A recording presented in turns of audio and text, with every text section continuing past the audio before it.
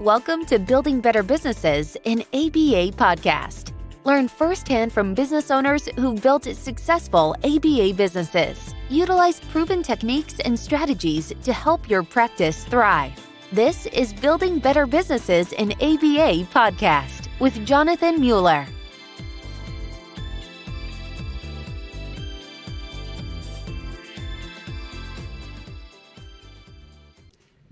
Dr. Amanda Kelly, also known as Behavior Babe, has focused her career on showcasing effective applications of applied behavior analysis, and most notably extending to areas of public policy, ethics, and sustainable behavior change. Dr. Kelly successfully participated in autism insurance reform legislative efforts in Massachusetts and Hawaii. She's received considerable recognition and awards, including Provider Advocate of the Year and Advocacy Group of the Year. She now serves as Chief Clinical Officer for Breakthrough Behavior, based in Orlando, Florida. Welcome to the pod, Amanda. Thanks for having me, Jonathan. Oh my gosh, I'm such a fanboy, and I am psyched for this conversation. And to start, Amanda, I'm going to read the audience an excerpt of some of your professional accomplishments from 2020. So you developed an ethics course in the Philippines. You took on Chief Clinical Officer role with Breakthrough Behavior. You consulted with the Uden Center for Neurodevelopment. You penned a book deal on ethics. You got the Champion Award. You dined with Doctors Cooper Heron and Howard. You attended a couple conferences. I mean, there was overwhelming connection and compassion felt by others in the field was one of your accomplishments. So Amanda, which of these are you most proud of? Well, it's really interesting because the important part to keep in mind is that it was 2020. And I think it would have been notable. It's always wonderful to go to conferences, but the two that I really reflected on from last year were the ones that were in person, because it's been so long since people have been able to be in person. So those are really important for me. With regard to the ethics book, yeah, I accepted the opportunity to write that book the week before the pandemic started. Let me tell you, it's been quite a journey doing that with everything else going on in the world. And so I'm like, it's bittersweet. I'm like grateful and resentful at the same time. And then the ethics course in the Philippines in particular, we had also a shift in the global recognition of the certification after that course was, part of the course sequence. And so it's really the opportunity to have probably one cohort make it through before those changes. And as I was starting to record some of the content, the pandemic had started, people were quarantining. And I thought, what, I'm just going to wait 2 weeks so that I don't sound anxious or I'm not confused by what's going on in the world. And then it was like 2 weeks turned into 2 months, turned into 2 years just about. So I eventually had to go ahead and record that content. And, it's a product of our environment, as we always are. So I would say I'm probably perhaps the most proud of that one. Breakthrough could maybe be my 2021 accomplishment. I actually took that position in the last month of the year. So it stands out as much more of a 2021 activity. It's just a whirlwind of extraordinary. Well, one of the things, as I understand about you, Amanda, is that you grew up, your parents were in the Army, and so you traveled a lot. I can identify that my parents were diplomats in the Foreign Service, so I traveled a lot. And a lot of BCBAs around the country are, moving around, especially during COVID. So, what did you learn growing up traveling so much, like to be successful in new settings? Yeah, so my father is now a retired colonel in the Army, and I think my mom played just as much of a role being a military spouse. And we moved around. It's all relative. I think for me it was a lot compared to many people that I know as an adult, but maybe not as much as other people whose families were also in the military, depending on where they were stationed. But I've always reflected back on if I wasn't moving, my friends were. So as a child in particular, I kind of, with my personality, took it as, guess you got to make friends quickly or establish relationships and create connections and be really willing to be flexible and adapt. I actually do attribute a lot of that to why I decided, why behavior analysis found me and why it fit well. I can walk into, schools and new homes, new situations, new locations, and have a sense of familiarity. It's always a bit nerve-wracking, so I won't say just because I have experience that's always comfortable. I think there's some healthy anxiety that goes with operating in new locations and with new people. But, I also think my experience has been that the majority of people are a pleasure to get to know in the world. And I think everyone has a really cool story if we like stop to ask and to listen to what their story is. So I've always been really fascinated by other people. So true. Everyone has a story, a powerful story. And it was interesting. You mentioned healthy anxiety. I was diagnosed as an adult with ADD and generalized anxiety. And so it's a journey that I'm still on. But I mean, it's so prevalent during COVID. Tell me more about that term, healthy anxiety. Well, I've had a journey with anxiety myself. In 2018, I actually received a generalized anxiety disorder as an adult. And I think a lot of that had to do with circumstances in my life and a lot of pretty significant and substantial advocacy efforts, which, when you carry the weight of the world, can become quite heavy and take a toll. I still think that there is this level, though, of really positive and healthy anxiety, and I define that as things that help you get things done. Things that, for me, I'm multitasking here. I have a pooch in the background who just sees that our trash man is here, which is creating a little bit of anxiety for me, right? So when you think about that, you think, okay, people get a little bit distracted. You might kind of fumble on your words. Those are some ways it can manifest. But when anxiety reminds you to put the trash out, like, oh, I don't want to forget about this appointment, or when it's productive and making sure you have the materials you need to get going what you want to accomplish or set out to do, I consider that pretty healthy anxiety. It's okay to be a little nervous.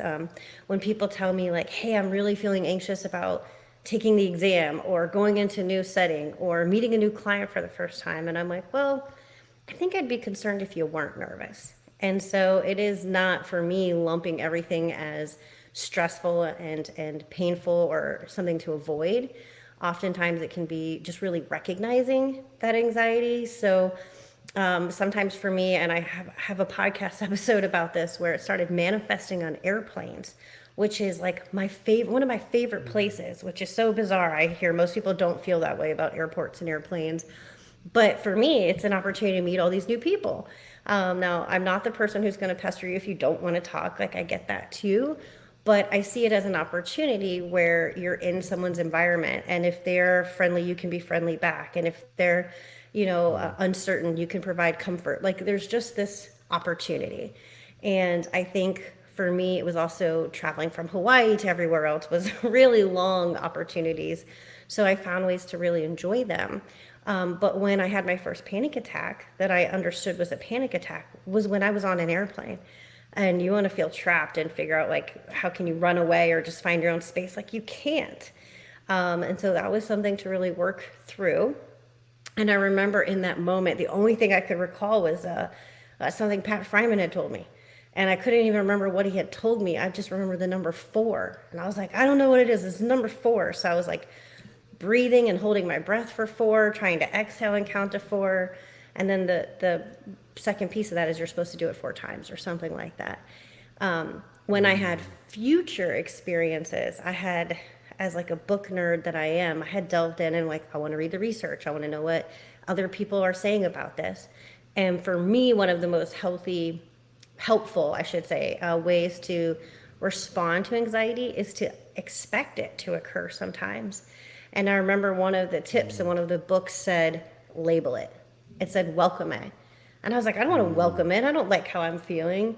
But it actually gave this script of like, anxiety, here you are again. I knew you were coming. I just didn't know when.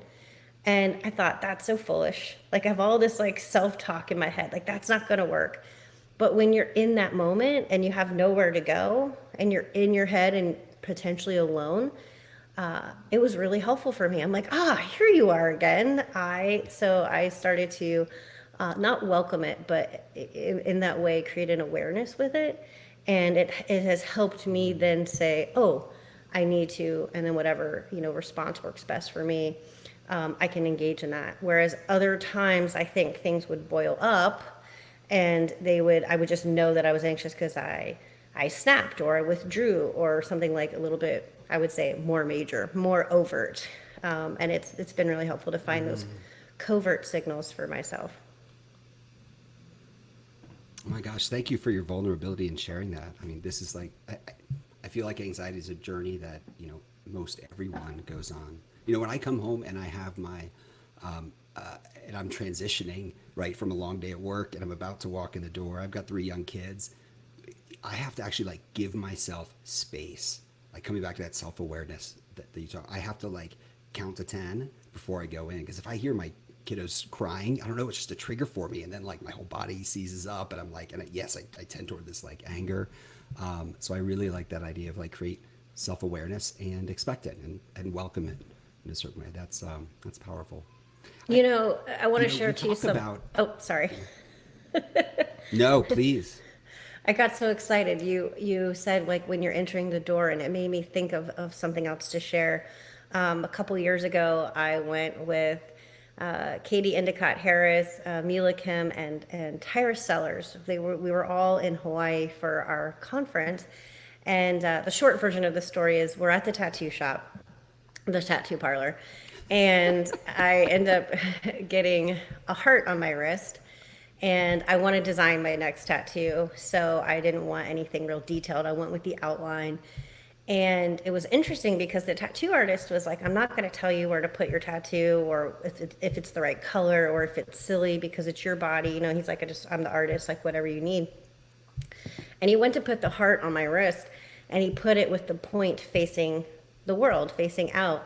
And I was like, actually, can you turn that around? And he goes, look, I'm not going to tell you, but I have to say to you, like, usually people get this to symbolize like giving love. And he's like, and so you want to give it out to the world. And I was like, actually, I'm really good at that. I think I'm not so good at like pausing and stopping and giving it to myself. And what triggered me telling you the story was you said when you're like walking in the door, one of these really interesting byproducts of this tattoo on my wrist here is that I put a key in the door and I flip my wrist over. My phone rings and I run over and I pick it up. And the first thing I see, like when I'm doing that visually, is this reminder to like, hey, like, do you need to pick up that phone right now? Hey, what do you need to do before you walk in the door? And it's been just like a really, really cool like prompt, if you will, for myself. Oh, love it. Turning ABA inward, like toward ourselves. Oh, I feel like it's like disclosure hour now. So, because I don't think I've told anyone this except my wife. I have a tattoo. I won't say where it is, but it's Qing Tian Pi Li. And it's Chinese. It's 4 Chinese characters because I was an Asian studies major and I studied abroad in Beijing way back in the day. And it means, the translation is thunder from a clear sky, which effectively is like the unexpected. And so when I got this, when I was young and as a teenager, I was like, dude, that's what I want my life to be, unexpected, because that sounds fun. But who knows? I like your love tattoo much better. Thanks, Jonathan. So, we talk so much, Amanda, in business in general about brands and the importance of brands. But you don't often hear people talk about one's personal brand. I feel like this is your personal brand is like so critical. Like that's one thing that like no one takes from you. That's nearly fully in your control. And so, you demonstrate a personal brand so well and so genuinely and effectively. So, like, tell me more, Amanda. Why is it important for people in our field to be intentional about both their organization's brand, but also really their own personal brand? I think it really comes down to the more we learn about ourselves, the more authentic versions we can be. And a lot of that journey is identifying your values, like what's important to you as an individual. And then when we find companies that really fit for us, they might not fit for our very good friend next to us. But if they're a good fit for us, it's because there's usually an aligned and a shared, value system. And so I find that particularly early in careers, or maybe even later in careers for most, I don't know, I would need to do some sampling, where people feel like this is where I'm going to work. I feel comfortable about this. And sometimes that changes. It changes when you get a new supervisor. It changes when you end up in a new position. And so that's where I think it can be really important to be distinct, because who you are is going to evolve over time, and that's okay if where you work does too. I think what I find very difficult is when people don't know what's important to them. You may find yourself constantly either chasing after something that's undefined or doesn't exist. And a lot of times in my life, I have found that the best opportunities have been really hard fought, but have been sort of self-created or initiated. And so, one thing I could say about that is like with the Behavior Babe, brand, I never intended it to be a brand. I never knew what social media was going to do because Behavior Babe started when social media sort of started, and I don't think any of us understood where this was headed, or could fully comprehend and predict. But I was never selling anything. I was never, and I think it's okay if people are. So like, let me be clear about that. But then I think that comes back to more of a professional branding. So a lot of what I was trying to do and what I continue to try to do is to get information to people. Science shouldn't be so mysterious, I don't think. And certainly I can't give you everything you need on a website or on a social media post. You're going to need to access somebody who's highly qualified in your organization or as your mentor, or to be that person to people you're mentoring. But like, where are the basics, and where can we all just put our finger on, and how can we just go into a website or some browser and pull that up and have it available to us? That was the motivation behind creating Behavior Babe, if you will. And then it's evolved. I think a big part of why it became so noticed by people was also, I was in Hawaii, so I was like really far away from the majority of people practicing in the United States. And I think it became this like, ooh, what's going on there in this really cool place? And it became about, I could use that personal brand, if you will, and then I leveraged that to help us with advocacy in Hawaii. So these things can merge together and can segue into pieces, and you'll find sometimes you don't know where you begin and end, and where your organization or your professional brand begins and ends. But it is important, I think, to be aware and to be intentional. And if you haven't been, or if you're not sure how you got where you got today, just take a moment and stop and ask yourself where you want to go tomorrow. And then you can just pivot. I think it's uncomfortable and it's hard to do that. It's not as easy as I just made it sound. But it's also what I learned from being an Army brat, is that this is going to change. So get ready to make the most of the change and to, try to enjoy the journey, as they say. I love that you use your brand for good. I see that. It was Peter Parker's aunt or uncle who said, "With great power comes great responsibility." And I don't know. You're a great example, Amanda, of someone who is using their brand in a responsible way for a lot of good. So I'm curious, for our listeners, if you could recommend, when it comes to their own personal brand, one thing they should start doing and one thing they should stop doing, what would that be? Gosh, one thing. I love and despise these questions. I think one thing that we should always do is connect with the original sources of information. It's the most, I think, I say authentic, but also just genuine way to not have things lost in translation. So whether that's reading a particular subset of literature in our field, whether it's immersing yourself, but like not just taking other people's word for things. For me, in particular, something that I recommend often to people is, if you want to help, if you're a service-driven individual, and many people in our industry certainly are, many people in different organizations and other mental health fields, they definitely are. I've always found when I enter into a new space, I'm there to see what I can give, not what I can get. And I think if you are intentional with that mindset, you will find that you will receive a lot in return. So I've done a lot of volunteering. In Hawaii, it was with the Hawaiian Monk Seal Foundation. It wasn't anything behavior analytic, but I got to meet scientists. I got to take data. I got to learn about animals. I actually got to, I volunteered. I make it sound like it is a privilege, but I got to be like the educational liaison at Sea Life Park, Hawaii, explaining monk seals to young children and what pollution does. And I care about sustainability and wrapping behavior analysis into that too. So, I would say is like, immerse yourself, and give as much as you can. Now, with that said, you give so much that there's nothing left to give. That's a whole other problem. So I'm definitely somebody who's had to adjust in that area and say like, no, I can't do everything for everyone all the time. But when you are really finding yourself honing in on, for me, I get so, it's so reinforcing, right? So much of that reinforcement becomes intrinsically delivered when I feel like people are happy. And I'm personally motivated by that. Some things that people could stop doing. I think it's really helpful to be honest about where our field is, where we want our field to be. It's really useful to identify the areas of opportunity, but I wish we could stop with the negativity and toxicity that I see in many spaces.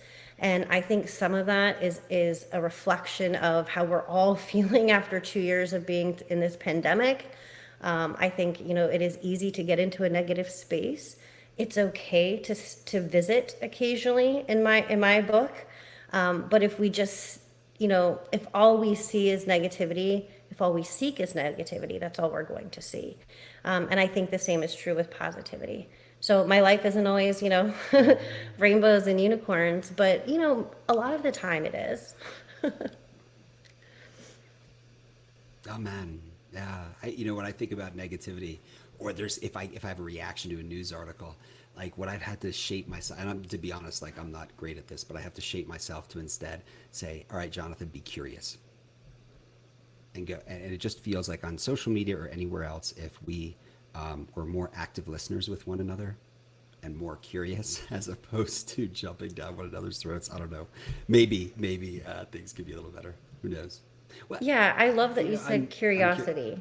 Oh, again, you say something and I jump right in. I'm like, this makes me think of. I give a presentation that's evolved over time, and it's called Difficult Conversation, or like the ethics of effective communication. And in that, I talk about like if we first seek to understand before we seek to be understood, just how much different that shifts our frame. And then I also say, like, as much as possible, approach everything with curiosity and compassion. So we didn't script this out ahead of time, but when you said curiosity, I was like, yes, I felt so magnetically attracted to that statement, like, yes, just ask questions. And I think that that's important in daily practice and in business, for sure. I know that I can get frustrated by a circumstance or situation, or why isn't something being rolled out as intended? And I have to remind myself, like, look, we don't get to blame the learner. Like, we have to look at the system. We have to shift the environment. And when we can kind of take the approach of asking questions, I remember going into a teacher's classroom once, and the classroom was completely bare right before the start of school, and it's kindergarten. And in my head, I'm like, where are your primary colors? Where are the handprints on the wall? Where is something? Where's your calendar? And instead, I walked in and said, like, tell me more about, what you got going on for the classroom and how you envision, like the decorations.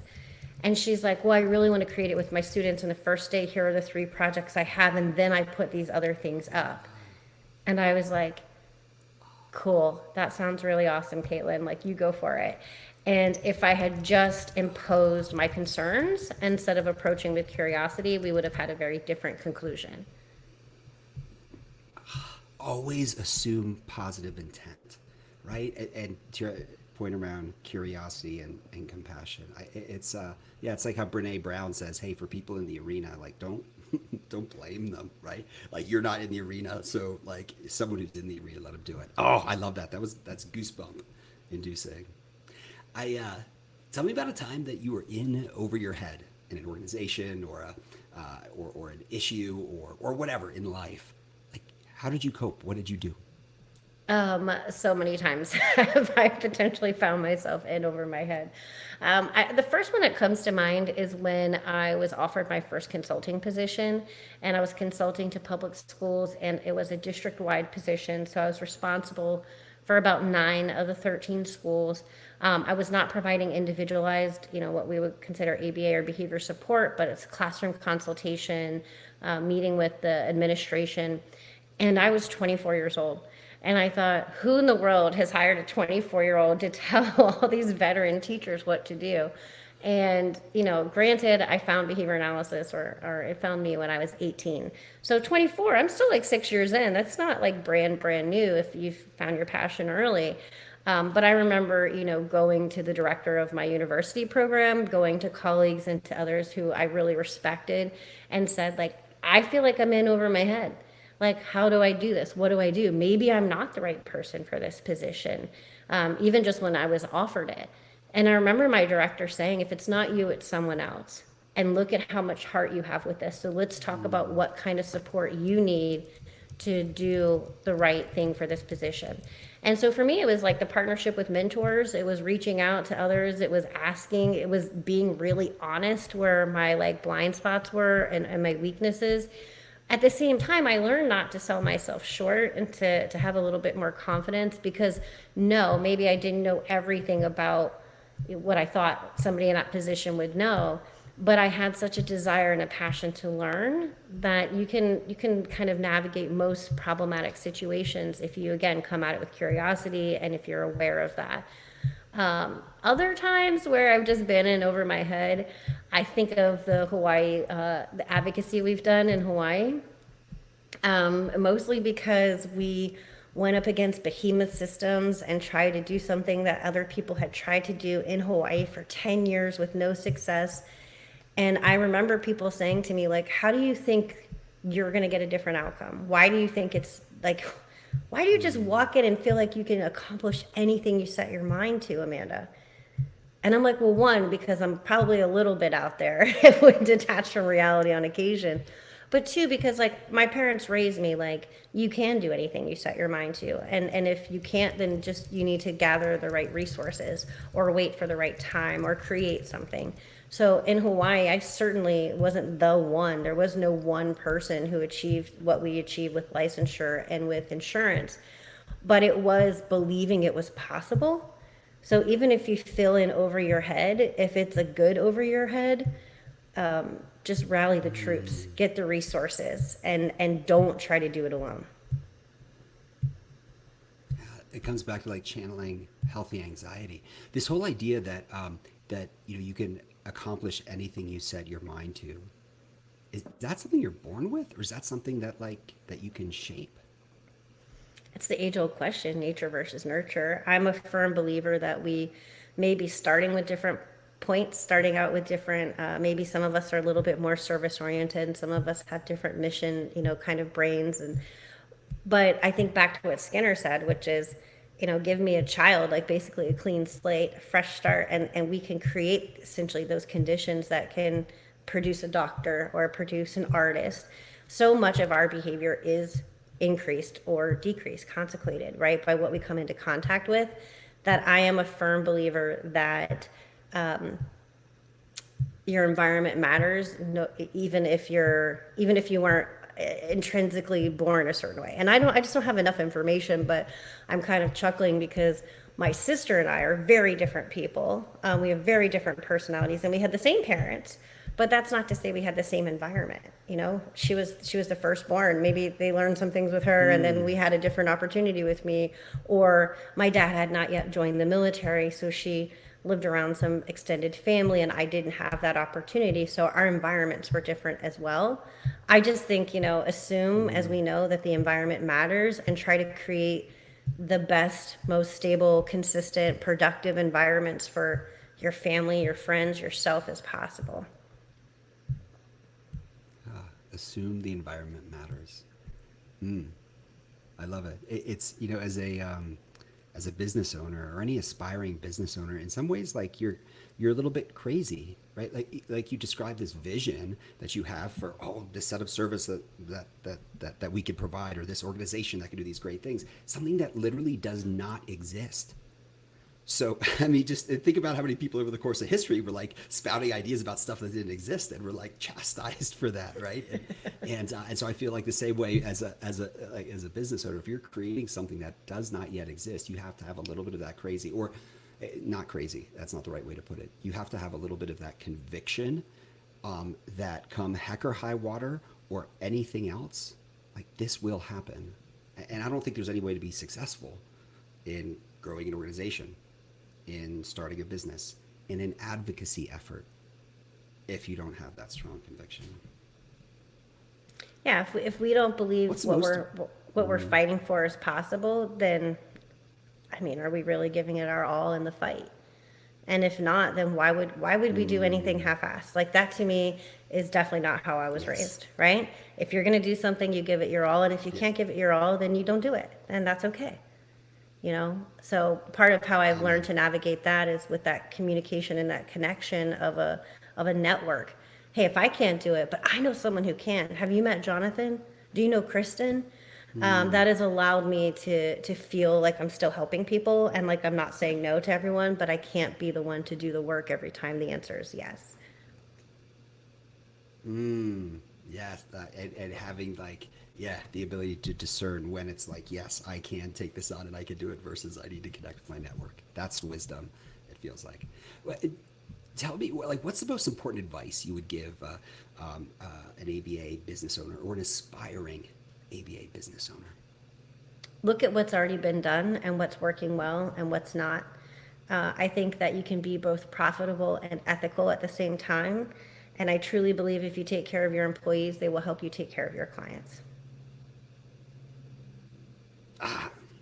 See, this is why I feel like we're sisters from another mister, because that was, as I said 4 years ago, literally like in my kitchen table, like 20 feet away. That's what we said. Put your team members first. Your team members will put clients first every day of the week and twice on Fridays, right? Like that. That's axiomatic. That feels like the basics. Anyway, virtual high five, Amanda, because that's, I feel the same. Tell me about you, like, your best self. What does that Amanda look like? I think about that. I think about that sometimes. I see glimmers of her again from time to time. Pandemic is not when I'm thriving, and I don't think it's when anybody's thriving. I find that sometimes we're in survival mode, and that is me at my best for this moment. So it's really important to think about that. I know I mentioned the ethics book, and I thought to myself, is this really to my standards? And like, yeah, I mean, I think it's a really good book. I think everybody's going to really enjoy ethics as much as you can enjoy reading about ethics. And then I said to myself, but did you do the best you could do? And I'm like, yeah, I did. I totally did. So this is my best. And hopefully that resonates with others. Me at my best self is really, being able to travel, seeing lots of people, helping others, spending time with my puppy. She's, new in my life. I think I feel the most able to innovate when I feel that level of passion and also stability, in the sense that, knowing that there are other people that are like-minded out in the field, and then accessing them, like contacting them, like this conversation, the cast calls sometimes, it's just, there's different bits and pieces that really fill the cup up for the rest of the week.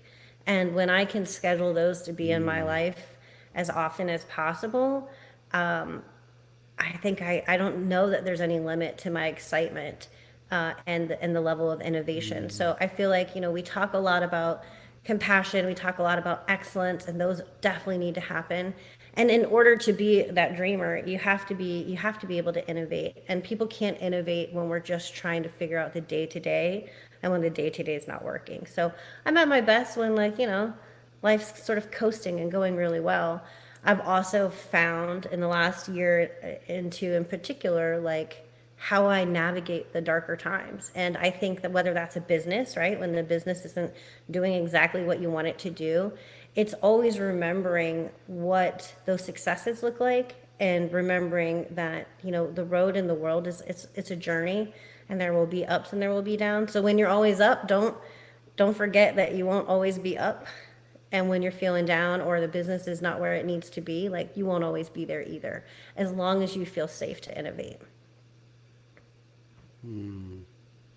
What does Amanda look like at her worst self? A blubbering mess, somebody who can't find her words. No, Amanda at her worst self would be somebody who has to be isolated, alone. If I didn't have internet during this pandemic in particular, I did learn to cook, which is, people can laugh all they want, but I would make mac and cheese and sandwiches only.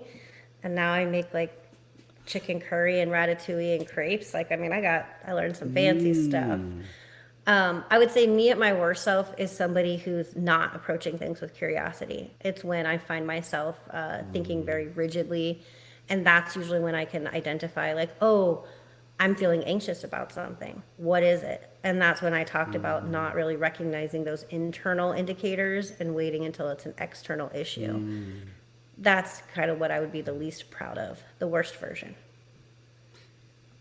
It seems to me though that like you've developed a really keen sense of self-awareness, right? And this is definitely a learned skill. I don't think anyone's born with like acute self-awareness. And that self-awareness is like the first step to approaching any kind of challenging anxiety or worse self, whatever it is. Like how did you craft that self-awareness? Therapy. Therapy is very helpful. I think, not always relying on friends and family. I'm a big proponent of demystifying and destigmatizing having access to mental health services. I think the other part is a bunch of opportunities.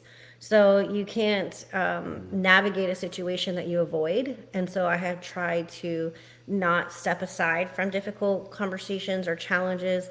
I've just tried to navigate through each one and within the organization where I work, I have the opportunity to speak to many behavior analysts and our behavior technicians, and we'll come up with a new, we're going to do X now. Like, hey, let's really remember to like call a child by their name or like not call across the room. It could be something really kind of small, right? But what I say to everybody is the first step of this change is an awareness campaign.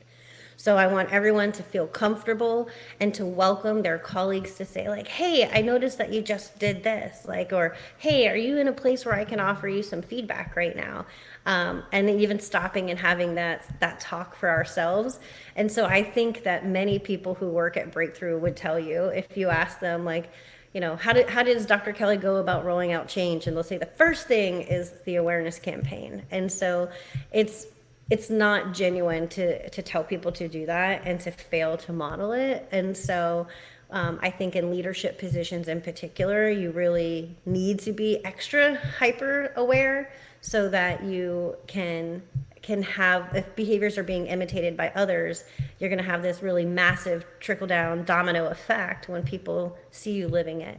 And you mentioned earlier about being vulnerable. I think there's a balance of that with how much we share, but not sharing anything, I think creates the illusion that there's perfection as the aim, and it's not. It's always progress. It's always elevation. And, letting people know in particular that like, you might have given the rule, but you might still also need help to be aware to follow the rule or whatever the expectation is. Like, we're imperfect. We're human.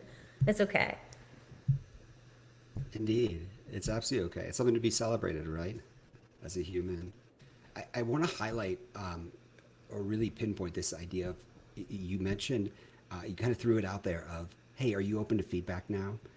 That is such a powerful technique to use as a supervisor, coach, mentor, and just recognize when your team, and ask your team directly, are you going to be open to feedback? And it's okay if they say, no, not right now. Let's, chat during a one-on-one or separately.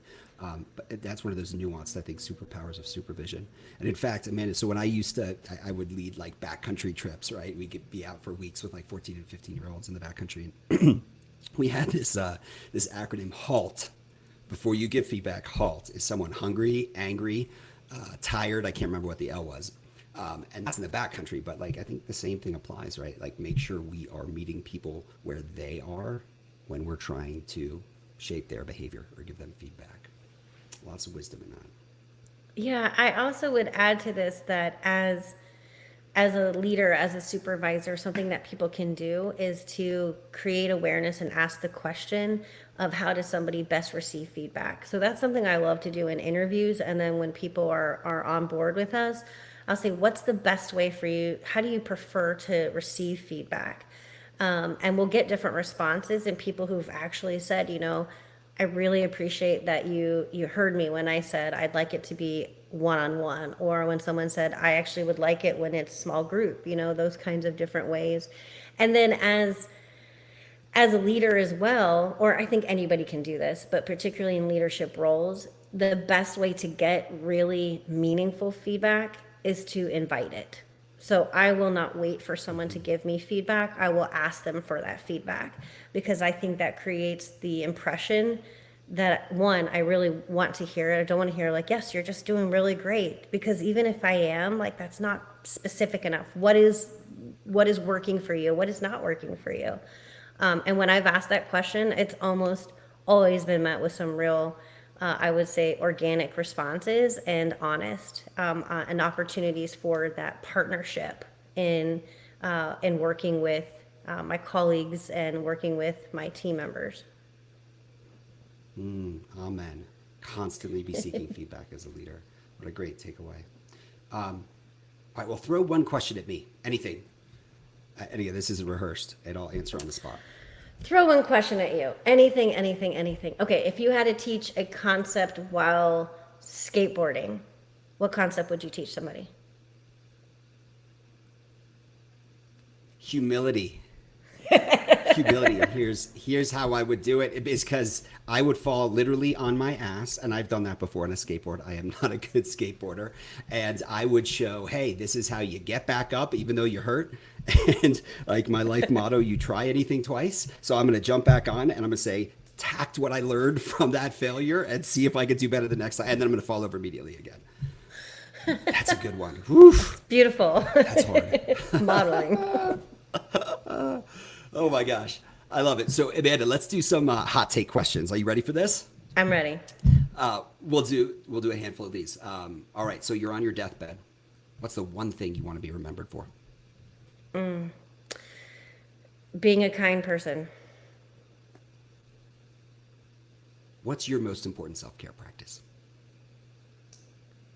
I really try to turn my phone in particular or the updates off when I'm not working. So for me, sometimes that means I might need to delete emails or email inboxes off my phone for the weekend and then be proficient at getting them back on Monday.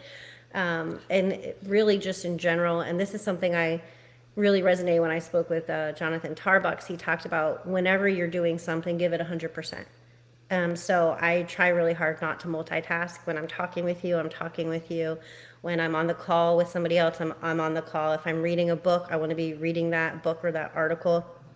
And even if I can only focus 100% for 10 minutes, then I'm going to do it 100% for 10 minutes. Love it. If you could cancel all meetings and skip all your responsibilities for a day, what would you spend the day doing? One day. Well, I actually did that a few weeks ago. I took we have mental health days, and I took our mental health day, which basically means there's you don't need to call in ahead of time. It's a sort of a free pass. And what did I do that day? Let's see. Basically, I spent some time feeling beautiful. I went and got my hair dyed and cut. I came out with blue underneath, and that wasn't pre-planned. So it's, being open to adventure and in the moment. I just sort of was leisurely about how I started my day, whereas sometimes I feel like I'm awake, let's hit the ground running. That wasn't what I did that day. Actually, it was a gorgeous day. I went and had lunch by myself. I had a jalapeno pineapple mimosa because that sounded like a cool drink. Took a walk in this park called Eola Park in Orlando, hung out with some swans and sort of watched them for a while, kind of filmed them for a bit. And then I ended up kind of capping that day with dinner with a friend and trying a new restaurant. It was really quite a magical day, but what was so unique about it was that it was 100% focused on me. And I sometimes feel guilty. I think we all do if we were to do that. We have other responsibilities. We have children, pets, friends, colleagues. And guess what? The world was still spinning and it's still going on when I got back the next day. So that's what I did do when I took an entire day. Delightful. You had me at jalapeno pineapple mimosa. Yeah. What's the best Madonna song ever? All right, best Madonna song ever. I mean, there's so many. I can tell you which is not her best song. I'm gonna start there. American Pie was best done by Don McLean, and I believe should have truly been left with Don McLean. As far as Madonna, I love some of the really old and original songs. Express Yourself, Papa Don't Preach. all of those in particular. And I think back to some of those videos. And now when you ask me about musicians and their songs, I'm not thinking about all the other artistic expression that goes with sort of the artists such as Madonna and the 80s in particular for me. Awesome. Classics. So if you could give your 18-year-old self one piece of advice, what would it be? Yeah, I mean, it would just be keep doing what you're doing. You got this. For me, I when I was 4, I wanted to be a teacher. When I was 3, maybe I wanted to be a teacher. And when I was 18, I met a child with autism, and I was like, I want to do this, whatever this is. And my mom was like, what do you mean you're going to move 500 miles away? Not when I was 18, when I was 21. But I guess what I mean is like follow your passion, stay in your path, and like you never know where you're going to end up. Never had any idea that we'd all be talking to each other all over the internet. You know, I mean, we didn't have dial-up internet when I was a child, not until a little bit later, right? We had the floppy disk and things like that. So like you have no idea where the world is going to be, let alone where you're going to be in the world, and just keep your options open. All right, last one. You can only wear one style of footwear for the rest of your life. What would it be? Barefoot, totally 100% barefoot. I despise wearing shoes, and it's what I loved about Hawaii in particular. But you know, I have always despised wearing shoes, even in New England. But I think just the connectivity to the earth, you know, I've gone to get pedicures and they're like, oh, hey, you have a callus. I'm like, don't touch those. That is how I navigate the earth. Like, leave those there. They're my best accessory. Yeah, I don't need shoes. I love that. I love it. You know, so I recently learned Native Americans and others who walk around and learn to walk without shoes, they walk very differently than we do. You think, you know, with sneakers or anything else on, you're walking heel toe, heel toe. When you don't have shoes, you don't do that. It's almost like a toe to heel, toe to heel, toe to heel, almost like you're feeling out the ground. That's, I love it. Amanda, where can people find you on social media? Social media, Behavior Babe, all the things, www.behaviorbabe.com. My email address has not changed in 15 years, so it's behaviorbabe@yahoo.com. Instagram, I've not yet mastered TikTok, you know, those kinds of places you can find me. I would say, you know, one thing I would say to people, especially when we get back to in-person conferences, is always reach out and come over and say hi if you want to, if that's something that you're thinking about. I find that's true for many people in our field, and sometimes people don't, they're hesitant, they stand back, and it's like, don't do that. You know, everybody, I find, has a really incredible story, so, you know, be willing to introduce yourself, create those connections, and share your story. That's beautiful. And I know you're absolutely genuine and earnest about that. Amanda, thank you so much. This has been awesome. You're welcome. Thanks for the opportunity, Jonathan. Thanks for listening to Building Better Businesses in ABA podcast. Stay tuned for our next exciting episode.